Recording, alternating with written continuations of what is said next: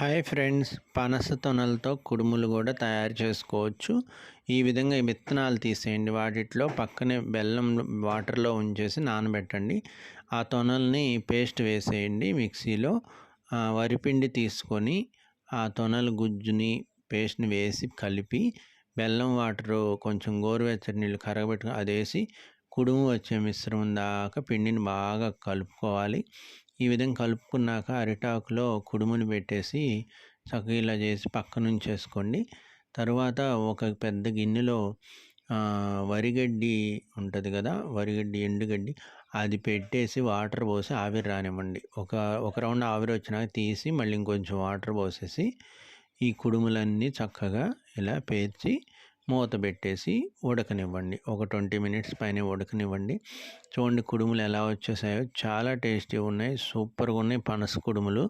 try చేయండి, మీకే తెలుస్తుంది ఎంత